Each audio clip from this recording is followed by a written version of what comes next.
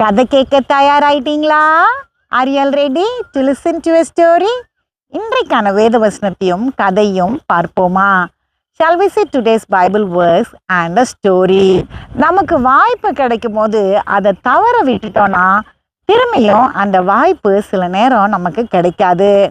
When we get an opportunity and we miss it, we will not get that opportunity again. வாய்ப்புகள் கிடைக்கும் போது உடனே அதை பயன்படுத்திக்கணும், யோசிக்கவே கூடாது. When we get an opportunity, we have to utilize it immediately. Otherwise, we will not get it again. வேதம் என்ன சொல்லுகிறது என்று பார்க்கலாம். Let us see what the Bible says. சங்கீதம் 90:12. நாங்கள் ஞான இருதயம் உள்ளவர்கள் ஆகும்படி எங்கள் நாட்களை எனும் அறிவை எங்களுக்கு போதித்தருளும். Psalms 92. So teach us to number our days that we may apply our hearts unto wisdom. வேதம் என்ன சொல்லுதுன்னு, நாட்களை எண்றதுக்கு நமக்கு ஞானமுள்ள இருதயம் வேணுமா? See what the Bible says. To number our days, we need a wise heart. நம்ம நாட்களை எண்றது அப்படின்னா நம்ம நாட்களை பிரயோஜனப்படுத்தி கொள்றது. Numbering our days is using our days. ஒரு மனிதன் கழுதையை எடுத்துட்டு போய் மலை பகுதியில மண்ணை எடுத்துட்டு வந்து ஊருக்குள்ள வியாபாரம் பண்ணுவாராம். A man used to take a donkey to a hilly place, take sand from there and sell it in the village. இவர் ஒரு நாள் மண் அள்ளும்போது அதுல ஒரு விலை உயர்ந்த வைரத்தை பார்த்தாரு.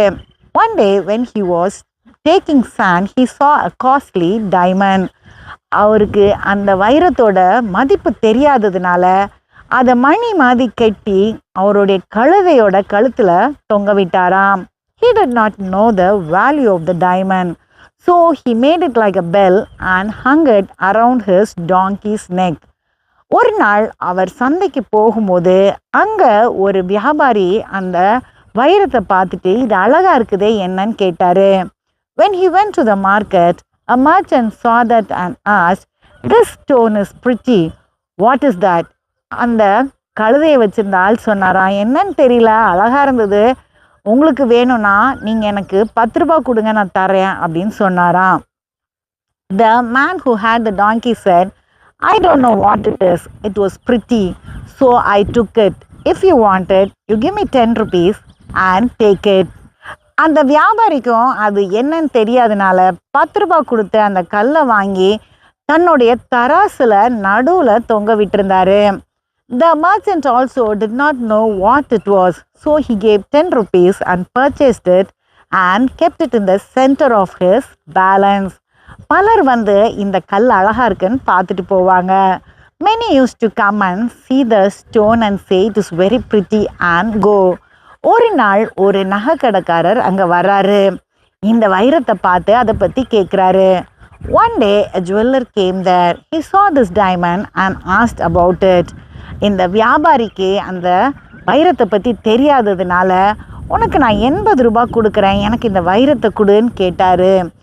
The merchant did not know about the diamond, so the jeweler offered 80 rupees for the stone. அந்த வியாபாரி சொன்னாரு, எனக்கு 100 ரூபாய் கொடுங்க, அப்போ நான் கொடுத்துட்றேன்னு. The merchant said, "Give me 100 rupees, I will give you." அந்த நகைக்கடைக்காரர் சொன்னார், இல்லைல்லாம் வேண்டான்னா அந்த இடத்த விட்டு கிளம்பி போயிட்டாரு. The jeweler said, "Okay, fine, you keep it," and he left the place. ஆனால் இவருக்கு ஒரு சிந்தனை, நாளைக்கு வந்து 90 ரூபாய் கொடுத்து நம்ம வாங்கிக்கலாம், ஏன்னா இது விலை உயர்ந்த வைரக்கல் அப்படின்னு. But he had a thought, tomorrow I will come and offer 90 rupees and buy it because it is a very precious diamond. அவர் போய் கொஞ்ச நேரத்தில் இன்னொரு நகைக்கடைக்காரர் அங்கே வந்தார். After he left, another jeweler came there. He saw this diamond and offered 1000 rupees to the merchant. அவர் அந்த வைரக்கல்லை பார்த்து 1000 ரூபாய்க்கு அதை வாங்கிக்கிறேன்னு சொன்னார். சந்தோஷமா இந்த வியாபாரி அதை அவருக்கு கொடுத்துட்றாரு.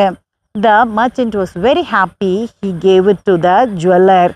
அடுத்த நாள் முதல்ல வந்த நகைக்காரர் வந்து எங்கே அந்த கல்லுன்னு கேட்கும் போது அதை எப்படி வித்தாருன்றதை இந்த வியாபாரி சொல்கிறாரு. The next day, the first jeweler came and asked about the diamond, and the merchant said how he sold it. அப்போ இந்த நகைக்கடைக்காரர் சொன்னார், நீ சரியான முட்டாளாக இருக்க, அது 10,000 ரூபாய்க்கு மேலே போகுமே, நீ 1000 ரூபாய்க்கு ஏமாந்துட்டியே அப்படின்னு. The jeweler said, you are a fool. You have sold it for just 1,000 rupees. It is worth more than 10,000 rupees. அப்போ அந்த வியாபாரி சொன்னார், நான் முட்டாளா நீங்கள் முட்டாளான்னு. The merchant said, am I a fool or you are a fool? அந்த நகைக்கடைக்காரருக்கு ஒன்றும் புரியல. The jeweler did not understand. அப்போ சொன்னார், உங்களுக்கு இது விலை உயர்ந்ததுன்னு தெரியும், ஆனால் எனக்கு தெரியாது. You know it is costly, but I don't know. அது விலை உயர்ந்தது அப்படின்னு தெரிஞ்சும் 20 ரூபாய்க்காக நீங்கள் அதை இன்னைக்கு வாங்க வந்திருக்கீங்க. Even though you know it is costly, you bargained for 20 rupees and you have come today. ஒரு முறை தான் உங்களுக்கு வாய்ப்பு கொடுக்கப்பட்டுச்சு, அதை நீங்கள் இழந்துட்டீங்க. Only once you got an opportunity, now you have lost it. இவரை மாதிரி சின்ன சின்ன காரியங்களுக்கு யோசிச்சுட்டு பெரிய காரியங்களை நம்ம இழந்துடக்கூடாது. We should not think of little things and lose big things. அடுத்த கதையில் சந்திப்போம். Let us meet in the next story.